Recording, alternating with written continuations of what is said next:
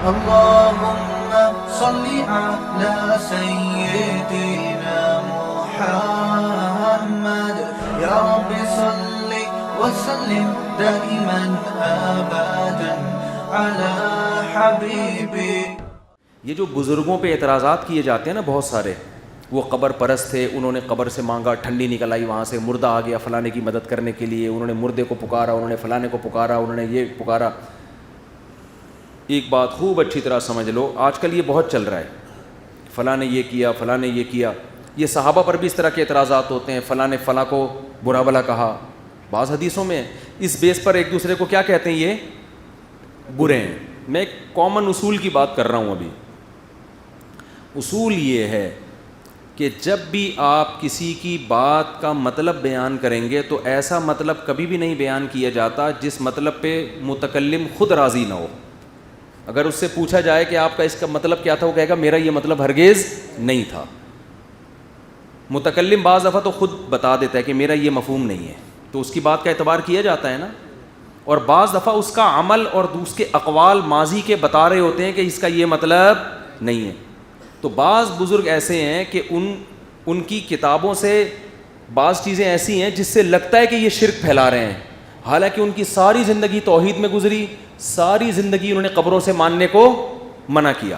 اب اگر ایسی کوئی بزرگ کی کوئی چیز آئے گی تو شریعت میں اس کی تعویل کی جائے گی، اس بات کو از قبیل کرامت سمجھا جائے گا.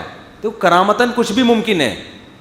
اگر کوئی قبر پہ جا کے مانگتا ہے اور مردے نے اس کو کچھ دے دیا، ایک مثال دے رہا ہوں میں، ہم اس عمل کو جائز نہیں سمجھتے قبر پہ جا کے مانگنے کو.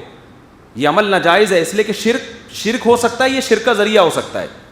لیکن اگر کسی توحید پرست سے یہ ثابت ہے تو اس کو کرامت سمجھا جائے گا.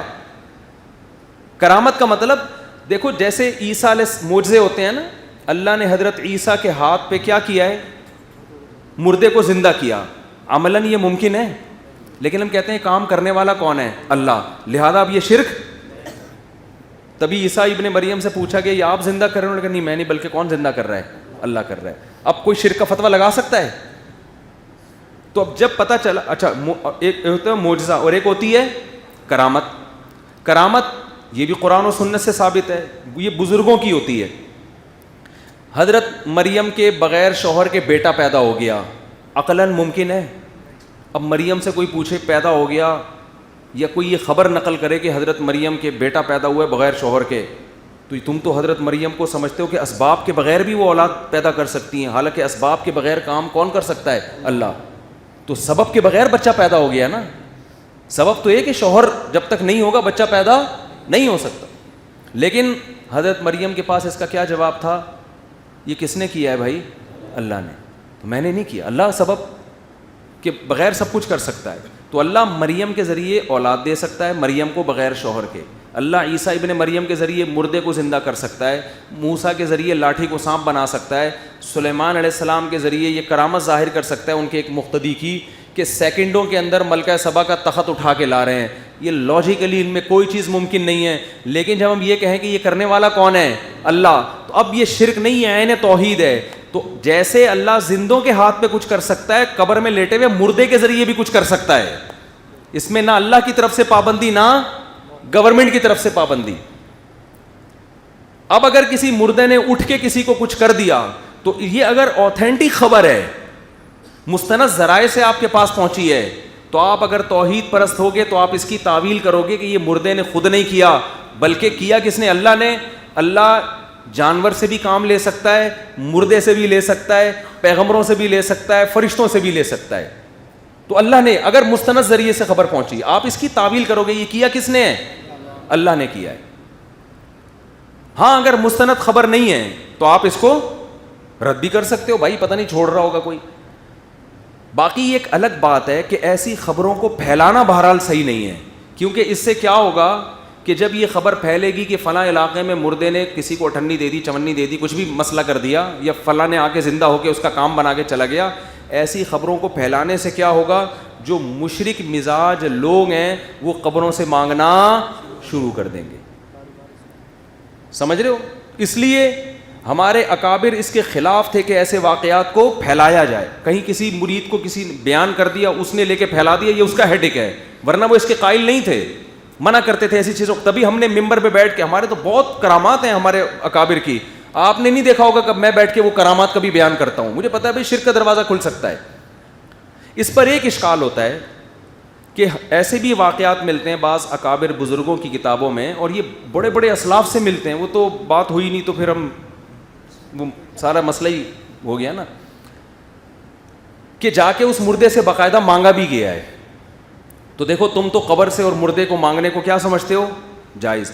یہاں بھی ہم یہ کہتے ہیں کہ جب ایک آدمی کی تاریخ بھری پڑی ہے کہ وہ مردوں سے مانگنے کو حرام کہہ رہا ہے, صبح و شام ناجائز کہہ رہا ہے, اس کے خلاف اس کے مریدین اس کے شاگرد قبروں پہ نہیں, ہمیں دیکھا کبھی قبروں پہ جاتے ہوئے, تو پھر اگر کسی بزرگ سے یہ چیز ثابت ہوگی, یہاں بھی شریعت تعویل کا حکم دیتی ہے, جس کے میں ابھی آپ کو دلائل دوں گا قرآن و سنت سے. شریعت پھر کہتی ہے تعویل کرو. وہ تعویل یہ ہے کہ یہ بھی از قبیل کرامت سمجھ کے گیا ہے. جیسے حضرت عیسیٰ کے پاس لوگ آتے تھے کہ مردے کو زندہ کریں, تو یہ آنا شرک تھا کیا؟ انہیں پتا تھا کرے گا اللہ, مگر ریکویسٹ کس سے کرنی پڑے گی؟ عیسیٰ ابن مریم سے. ان سے کہیں گے کام کون کرے گا؟ اور یہ پیغمبر کے ساتھ بھی ہوا ہے, جو پیغمبر نہیں ہے ان کے ساتھ بھی ہوا ہے.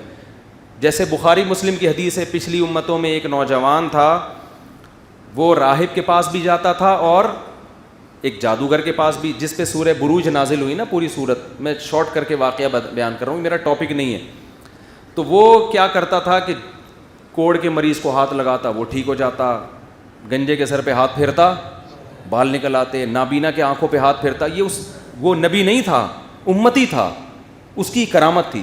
اب لوگ اس کے پاس آنے لگے کہ آپ ہماری بھی آنکھیں ٹھیک کر دیں. تو وہ کہتا تھا بھائی میں نہیں کرتا, کون کرتا ہے؟ اللہ کرتا ہے. تو اب لوگوں کا اس کے بعد بھی اس سے کہنا کہ میری آنکھیں ٹھیک کر دیں آپ, کیا یہ شرک ہوگا؟ نہیں ہوگا شرک, اس لیے کہ جب پتہ چل گیا بھائی کر کون رہا ہے؟ اللہ. لیکن اللہ اس کے ہاتھ پہ کر رہا ہے, وسیم بھائی کے ہاتھ پہ نہیں کر رہا. تو اب لوگ تو آئیں گے نا اس کے پاس کہ بھائی کر اللہ رہا ہے, لیکن آپ کی عزت کو ظاہر کرنے کے لیے اللہ آپ کے ہاتھ پہ کر رہا ہے, لہذا آپ میری آنکھوں پہ ہاتھ لگائیں تاکہ یہ ٹھیک ہو جائے. اب اس سے مانگنا اس موقع پہ شرک نہیں ہے. وہ مانگنا شرک ہے جو آپ یہ سمجھیں کہ اللہ نے اس کو اختیارات دے دیے ہیں. ادھر بیٹا بعد میں بیٹھو, شاباش. وہ مانگنا شرک ہے جس میں آپ یہ سمجھ کے مانگیں کہ اللہ نے اس کو اختیارات بولو دے دیے. جیسے کوئی عیسیٰ ابن مریم کے پاس بھی جاتا ہے نا, یہ سمجھ کے کہ آپ مردے کو زندہ کر دیں کیونکہ اللہ نے آپ کو اس کا مالک بنا دیا ہے. وہ عیسیٰ بن مریم کے پاس جا کے بھی کافر ہوگا, اور جو مردے کے پاس بھی جا کے یہ کہہ کے مانگتا ہے کہ اس کو اختیار نہیں دیے لیکن اس کے ہاتھ پہ کرامتیں ظاہر ہوتی ہیں, اس نیت سے جو مردے سے بھی مانگے گا کہ کر کون رہا ہے؟ اللہ, اور اللہ نے اس کو اختیار نہیں دیے, تو مردے کے پاس جانے سے بھی وہ مشرک نہیں ہوگا. شرک کا اس سے تعلق نہیں کہ قبر پہ جا رہے ہو یا زندہ کے پاس جا رہے ہو. شرک کا اس سے جا رہے ہو کہ آپ اس کو مختار سمجھ کے جا رہے ہو یا صرف ذریعہ سمجھ کے جا رہے ہو. بات سمجھ میں آ رہی ہے کہ نہیں آ رہی ہے؟ شرک کا اس سے تعلق ہے کہ آپ اس کو سمجھتے کیا ہو. آپ یہ سمجھتے ہو کہ اللہ نے اس کو اختیارات دے دیے ہیں, پھر مانگو گے مشرک ہو جاؤ گے. اگر آپ یہ سمجھتے ہو اللہ نے اس کو اختیارات نہیں دیے ہیں لیکن اللہ اس کے ہاتھ پہ کرامتیں ظاہر کر رہا ہے, پھر اس نیت سے جانا اور اس سے مانگنا یہ شرک نہیں ہے. اب آپ کہہ سکتے ہو کہ پھر تو مفتی صاحب آپ نے مزار پرستی کا دروازہ کھول دیا, اب تو سب لوگ مردے کے پاس جائیں گے اور جا کے کہیں گے عبداللہ شاہ غازی کے مزار پہ کہ ہماری یہ بگڑی بنا دیں, یہ کر دیں, اور ہم اس نیت سے نہیں مانگ رہے کہ آپ کو اختیار دیے ہیں, اصل میں کریں گے تو اللہ ہی, لیکن ذریعہ کون بنے گا؟ آپ. تو مفتی صاحب آپ نے تو مزار پرستی کا دروازہ کھول دیا. اس کے دو جواب ہیں. پہلے جواب اس کا یہ ہے کہ یہ آپ کو پتہ کیسے چلا کہ اللہ نے اس کے ہاتھ پہ یہ کرامت ظاہر کرنی ہے؟ کرامتیں تو بہت محدود لوگوں کے ساتھ ہوتی ہیں, بہت محدود. آپ کو پتہ کیسے چل گیا؟ اس کی مثال ایسے جیسے کسی ولی کے ہاتھ پہ, میں نے مثال دی نا ولی کی, کہ بنی اسرائیل میں ایک شخص تھا جو مردوں کو, جو آنکھوں کو ہاتھ لگاتا آنکھیں ٹھیک ہو جاتی. تو میں نے کہا جو اس بزرگ کے پاس جا کے مانگے گا وہ مشرک نہیں ہوگا. تو کیا اس واقعے کو جب حدیث میں بیان کیا گیا تو کیا پیغمبر صلی اللہ علیہ وسلم نے بزرگوں کے پاس جانے کا راستہ کھول دیا کہ ان سے جا جا کے مرادیں مانگو؟ ہے بھائی وہ تو اس کے تو ظاہر ہو رہی ہیں اس لیے جا رہے ہیں. تو جس کے پاس کرامتیں ظاہر ہونے کی امید ہو یا یقین ہو وہاں تو ٹھیک ہے, لیکن آپ کو یہ کیسے پتہ چلا؟ اب جیسے کوئی بنی اسرائیل کے بزرگ کا واقعہ کا بہانہ بنا کے عام بزرگوں کے پاس جائے کہ میری آنکھیں ٹھیک کر دیں, اور میں آپ کو مختار سمجھ کے نہیں آ رہا. آپ میری آنکھوں پہ ہاتھ رکھیں گے, کرے گا کون؟ اللہ. تو کہے گا تجھے کس نے بتایا کہ میں ہاتھ رکھوں گا تو ٹھیک ہو جائے گا؟ تو سمجھ رہے ہو؟ تو اگر یہ زندہ کے ساتھ کوئی کرامت ہو یا مردہ کے ساتھ, یہ محدود ہوتی ہیں. اس کی بیس پہ قبرستان یا مزاروں پہ جانے کا دروازہ بولو نہیں کھلتا. تو پہلا جواب اس کا یہ ہو گیا. دوسرا جواب یہ کہ بعض چیزیں ذریعہ شرک ہونے کی وجہ سے روکی جاتی ہیں. ہم یہ مانتے ہیں کہ کرامت جیسے زندہ کے ہاتھ پہ ظاہر ہو سکتی ہے, قبر میں لیٹے ہوئے مردے کے ذریعے بھی اللہ کرا سکتا ہے, لیکن اس بیس پر ہم مردوں کے پاس جانے کی اجازت نہیں دیتے کیونکہ اس سے شرک کا دروازہ کھلے گا. یہی وجہ ہے کہ اسلاف میں اکابر میں جو اس طرح کی کرامتیں ہوئی ہیں ان کو علماء ممبروں پہ بیان کرنے سے منع کرتے ہیں کہ اس سے شرک کا دروازہ کھلے گا. تو جہاں شریعت نے شرک سے روکا ہے, شرک کے ذریعے اور وسیلے سے بھی روکا ہے. اس کی مثال یہ ہے کہ اگر کوئی مندر میں جا کے کسی بھگوان سے مانگے اور یہ کہے کہ میں یقین ہے کہ یہ نہیں دے رہا, دے گا کون؟ اللہ, ہم پھر بھی اس پہ اس بیس پہ کفر کا فتویٰ لگائیں گے کہ بھائی پہلی بات تجھے کس نے بتایا کہ اللہ ان پتھروں کے, بیٹا آرام سے بیٹھو نا وہاں پہ, بعد میں ہم کریں گے. تجھے کس نے بتایا کہ یہ بھگوان کے ہاتھ میں یہ کرامت ظاہر ہوگی؟ تو جھوٹ بول رہا ہے. کرامت بزرگوں کے ہاتھ پہ تو ہو سکتی ہے, بتوں کے پہ کرامت ظاہر نہیں ہوتی. تو اپنے دعوے میں جھوٹا ہے. دوسری بات یہ کہ تیرا یہ عمل بہرحال کس کا ذریعہ ہے؟ شرک کا. تو ہم اس کی ظاہری علامت کو دیکھیں گے. یہی وجہ ہے کہ ہمارے اکابر میں ایسی کرامتیں ظاہر ہوئی ہیں کہ مردے نے فلاں کام کر دیا, اس کے باوجود آپ کو دیوبندیوں میں قبر پرستی نظر نہیں آئے گی کیونکہ ان کرامتوں کا وہ مفہوم سمجھتے تھے. اب آپ ان کرامتوں کو اٹھا کے ہائی لائٹ کرو اور بولو یہ تو مشرک تھے تو ہم قبر پہ کیوں نہیں؟ مجھے کبھی دیکھا قبرستان پہ کسی مردے سے مانگتے ہوئے؟ تو اکا دکا کرامت کے واقعات جو ہوتے ہیں وہ عقیدے کا حصہ نہیں ہوتے, نہ وہ اصول ہوتے ہیں. ہاں آپ یہ کہہ سکتے ہو کہ یہی کرامتیں جب بدعتی بیان کرتے ہیں تو ان کو مشرک بولتے ہو, جب تمہارے اکابر بیان کرتے ہیں تو کہتے ہو یہ کرامت تھی ہے بھائی. یعنی کوئی بدعتی جب قبر سے مانگتا ہے تو شرک کا فتویٰ لگاتے ہو, اور جب تمہارے بزرگوں نے یہ ایسے واقعات اپنی کتابوں میں لکھ دیے تو فوراً کہتے ہو بھائی یہ کیا تھی قبر میں؟ ایک کرامت کا واقعہ یہ. تو اس کا جواب یہ ہے کہ جب بدعتی کوئی عمل کرتے ہیں تو ہم جب اس کو صحیح لاجک کرنے کی کوشش بھی کرتے ہیں, وہ اس لاجک کو ماننے کے لیے تیار نہیں ہوتے. وہ کہتے ہیں نہیں یہ اللہ یہ دے رہا ہے, تو مدعی سست گواہ چست والی بات ہو جاتی ہے. دوسری بات یہ کہ ایک آدمی عیسیٰ ابن مریم کے پاس چلا گیا علیہ السلام کہ آپ مردے کو زندہ کریں, کیونکہ اس نے دیکھا ہے کہ یہ کر رہے ہیں اللہ کے حکم سے. ایک آدمی بنی اسرائیل کے بزرگ کے پاس چلا گیا کہ آپ میری آنکھیں ٹھیک کر دیں, کیونکہ اس کو پتا ہے کہ اللہ اس کے ہاتھوں پہ کر رہے ہیں. یہ بات تو سمجھ میں آتی ہے. لیکن ایک آدمی ہر بزرگ کے پاس جا رہا ہے کہ میری آنکھیں ٹھیک کر دیں, ہر قبر پہ جا رہا ہے کہ یہ مردہ میری مدد کرے گا, تو یہ اپنے اس دعوے میں جھوٹا ہے کہ میں اس کو کرامت سمجھ رہا ہوں. کرامت تو اکا دکا لوگوں کے ہاتھ پہ ظاہر ہوتی ہے. سارے مردے تھوڑی اٹھنیاں چونیاں دینا شروع کر دیتے ہیں. وہ قبر پہ اٹھنی کا واقعہ کسی نے بیان کیا, اس لیے مجھے اٹھنی یاد آ رہی ہے کہ وہ فلاں بزرگ نے لکھا ہے کہ وہ قبر سے اٹھنی ملتی تھی, پتہ نہیں چونی ملتی تھی. اٹھنی ملے چونی ملے کچھ بھی ہو, سمجھ میں آ رہی ہے بات کہ نہیں آ رہی ہے؟ اب سوال یہ پیدا ہوتا ہے یعنی آپ اپنے بزرگوں کی بات کی تعویل کیوں کرتے ہو؟ تو میں نے دو وجہ سے, پہلی وجہ تو میں نے بیان کر دی کہ بدعتیوں کی ہم تعویل اس لیے نہیں کرتے کہ وہ خود اپنی بات کی تعویل کے لیے تیار نہیں ہے. وہ جب کہتے ہیں کہ نبی بشر نہیں ہے تو ہم ان سے پوچھتے ہیں کہ شاید بشر یعنی اس لحاظ سے نہیں ہے کہ بھائی ہدایت کا نور ہیں, ویسے باڈی کے لحاظ سے ماہیت کے لحاظ سے بشر ہیں. وہ کہتے ہیں نہیں, بلکہ وہ تو اللہ کے نور سے پیدا ہوئے ہیں. تو وہ اگلا خود ہی اپنی بات کا غلط مطلب بیان کر رہے ہیں, تو ہم کہاں سے بیٹھے ہیں اس کو صحیح کریں بھائی. ہاں جو بدعتی کہے کہ ہدایت کا نور ہیں, جسم کے لحاظ سے بشر ہیں, جو یہ تعویل کرے گا تو ہم اس پہ بھی کوئی فتویٰ نہیں لگاتے. جو یہ کہے گا کہ میں قبر سے مانگ رہا ہوں, اللہ کی قسم قبر سے نہیں مانگ رہا, میں کس سے مانگ رہا ہوں؟ اللہ سے مانگ رہا ہوں, اور اللہ اس بزرگ کے ہاتھ پہ کرامت ظاہر کر دیتا ہے, تو ہم اس کو مشرک قرار نہیں دیتے, لیکن اس عمل کو پھر بھی حرام کہتے ہیں دو وجہ سے.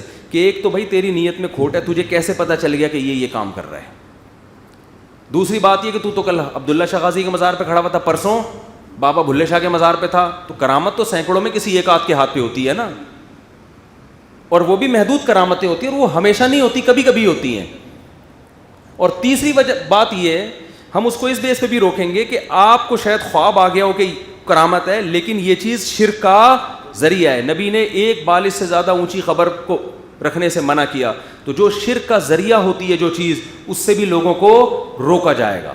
اس لیے ہم کہتے ہیں کہ یہ جو کرامتیں کتابوں میں لکھی ہیں, اس طرح کی کہ مزار پہ گئے ٹھنڈی ملی, لکھنے والوں نے غلط کیا ہے, صحیح کام نہیں کیا. یہ ان واقعات کو چھپانا چاہیے کیونکہ اس سے شرک پھیلنے کا بہرحال خطرہ ہوتا ہے. مفتی طارق مسعود صاحب کے بیانات سننے کے لیے youtube.com/مفتی طارق مسعود کو سبسکرائب کریں, اور اگر آپ لائیو ویڈیو کو کبھی بھی مس نہیں کرنا چاہتے ہیں تو سبسکرائب کرنے کے بعد بیل آئیکن پہ کلک کرنا مت بھولیں.